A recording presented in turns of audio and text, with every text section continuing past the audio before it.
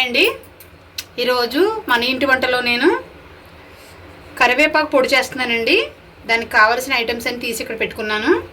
కరివేపాకు, ఎండుమిర్చి, చింతపండు, మిరియాలు, పచ్చిశనగపప్పు, జీలకర్ర, ధనియాలు, వెల్లుల్లి, నువ్వులు, పొట్టి మినపప్పు, కల్లుప్పు, కొంచెం ఆయిల్ అండి. ఆయిల్ అయితే ఎంతో పడుతుందంటే చాలా కొంచెం వేయాలి. స్టవ్ వెలిగించుకుందాం రండి.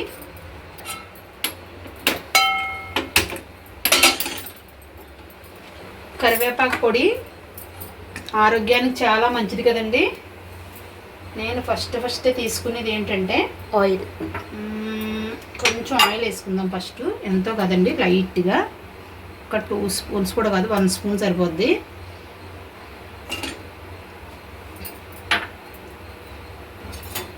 పొడి ఇడ్లీకి, రైస్కి, అన్నిటికీ బాగుంటుందండి. ఎందుకంటే మా పాపకండి, పెద్ద పాపకి చెయ్యి మీద సప్పేసిందండి. తను ఏమి తినకూడదు అంటున్నారండి. చట్నీ కూడా తినకూడదు టిఫిన్లోను. తను రోజు కరివేపాకు పొడి నంచుకుంటుంది. ఇంట్లో పొడి అయిపోయింది, దాని గురించి నేను మళ్ళీ చేస్తున్నాను. లైట్గా ఇందులో ఒక 2 స్పూన్లు పచ్చిశనగపప్పు అండి.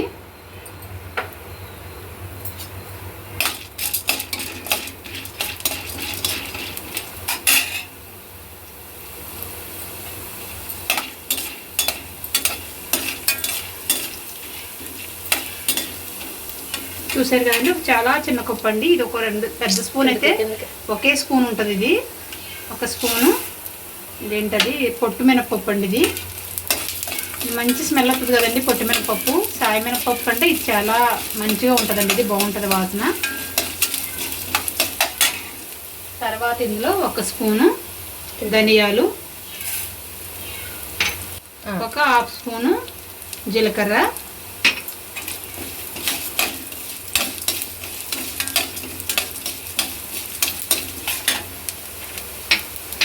దీంట్లోనే ఒక 10-15 మిరియాలు, ఎండుమిర్చి అలాగే వేసుకుంటున్నాం కదండి. అలాగే దీంట్లో కొంచెం మిరియాలు వేసుకుంటే తిన్నప్పుడు బాగుంటుంది కదా అనేసి నేను స్పెషల్గా వేస్తున్నానండి. మామూలుగా వేస్తారో లేదు తెలియదు నాకు. తర్వాత ఇందులోకి నువ్వులు, ఇది కూడా చిన్ని కప్పు అండి.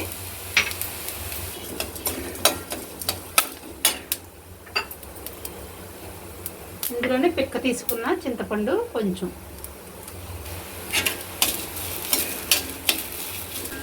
మనకి కరివేపాకు పొడి బయట కూడా దొరుకుతుంది కదండి.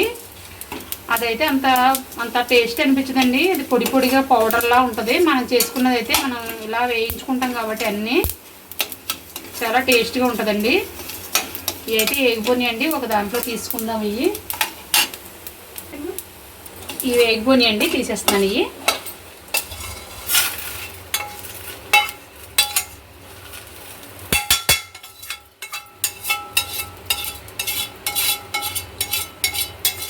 ఇంకా అవి పెట్టేసుకుంటున్నానండి.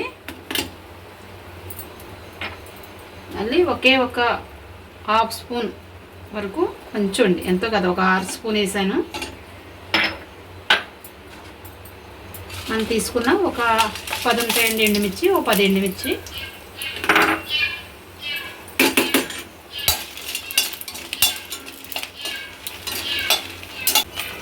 ఎండుమిరగాయలు తొందరగా మాడిపోతాయండి. చిన్న మంట మీద కొద్దిగా జాయిగా వేయించుకోవాలి.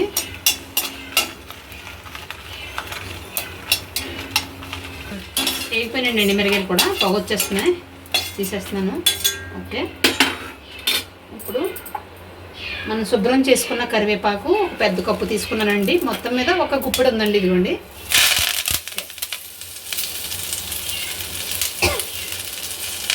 దీంట్లో ఇంకా ఆయిల్ ఒకటి ఏమీ అవసరం లేదండి. ఇలాగే ఆల్రెడీ కొంచెం తడి ఉన్నది కాబట్టి ఆయిల్ తడి ఇలాగే వేయించుకోవాలండి.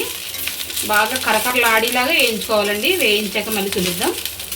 ఇదిగోండి, మన కరివేపాకు అయితే బాగా వేగిందండి. స్టవ్ అయితే ఆఫ్ చేసుకుంటున్నానండి. ఇది బాగా చల్లారిపోవాలండి.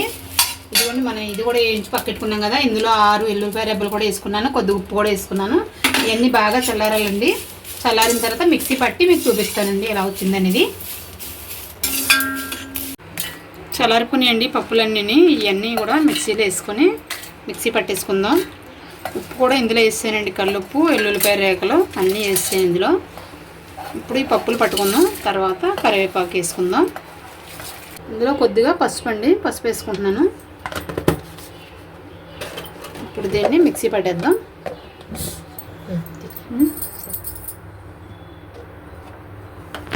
ఇదిగోండి ఇలా పొడి అయిపోయిందండి. ఇది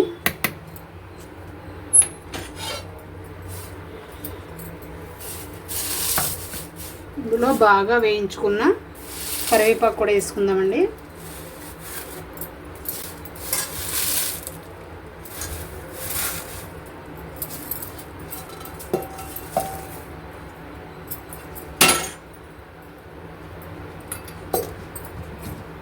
కరివేపాకు పొడి రెడీ అయిపోయిందండి. చూడండి ఎంత చక్కగా వచ్చిందో. కరివేపాకు పొడి రెడీ అయిపోయిందండి. ఎంతో టేస్టీగా ఉందండి. చాలా బాగుందండి. మంచి స్మెల్ వస్తుంది. ఫ్రెష్ కరివేపాకు కదా, చాలా బాగుందండి. ఇది టిఫిన్లో కానీ దోశలు, రైసు అన్నిటిలోకి బాగుంటుందండి. చక్కగా వేడివేడి అన్నంలో నెయ్యి వేసుకొని పొడి వేసుకొని తింటే చాలా టేస్టీగా ఉంటుందండి. మీరు కూడా ట్రై చేయండి ఫ్రెండ్స్. అంటే మీకు రాదని కాదు, నేను చేసింది ఎలా ఉందో మీరు కూడా ట్రై చేయండి.